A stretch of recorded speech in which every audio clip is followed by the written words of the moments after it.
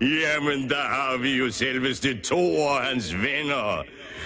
Lad mig præsentere mig for jer. Skrymer er mit navn, og jeres hule er min handske.